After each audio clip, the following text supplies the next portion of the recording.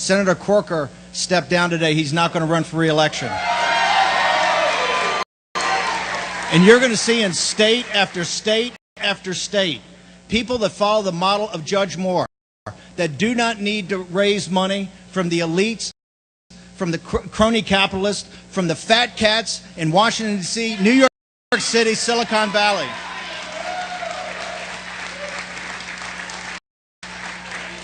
This campaign was outrageous. $30 million spent against about 2.5, all in the politics of personal destruction against one of the finest men in this country, Judge Roy Moore.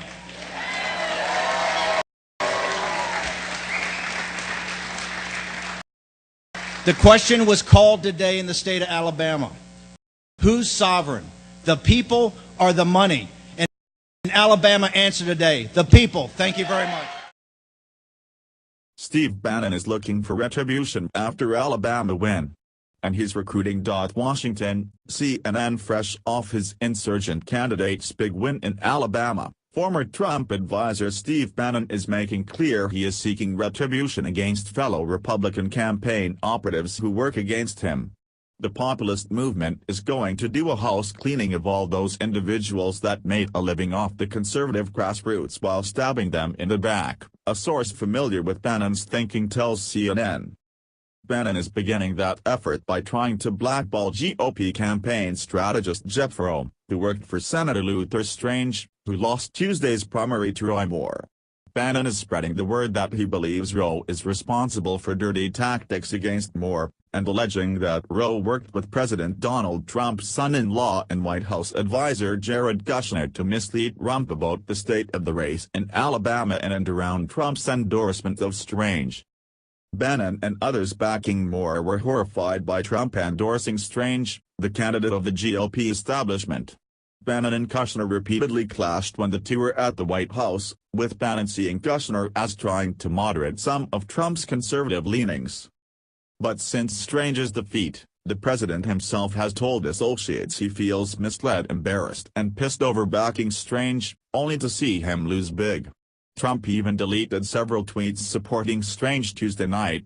As for Roe, Bannon is even telling potential GOP candidates that he won't meet with them if they hire Roe, a veteran strategist who managed Senator Ted Cruz's presidential campaign in 2016. Contacted by CNN, Roe declined to comment on Bannon's threats, but did note that his political consulting firm, Axiom, is already working for a large number of candidates on the ballot in 2018, more than 50. Recruiting insurgent candidates. Following his speech at Moore's victory rally Tuesday night, where Bannon credited the people with the victory, he vowed to help the populist wing of the GOP win other Senate battles in 2018. To that end, he flew from Alabama to Colorado to begin recruiting Western candidates to run against Republican incumbents. Bannon is exploring whether he can find a candidate other than Kelly Ward, seen by many on the right as flawed and unable to win, to challenge GOP incumbent Jeff Flake in Arizona. Bannon also plans to head back down south to have meetings with those who may want to run in Tennessee for the seat Senator Bob Corker announced he will vacate, and in Mississippi, to challenge sitting Republican Senator Roger Wicker.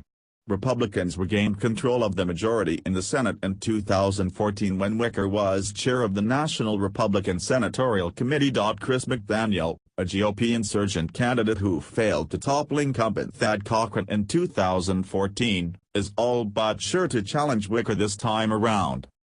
Last night was a huge win for the conservative movement, a great awakening, McDaniel said in a statement provided to CNN. Moore's win in Alabama makes the 2018 race more compelling, he added.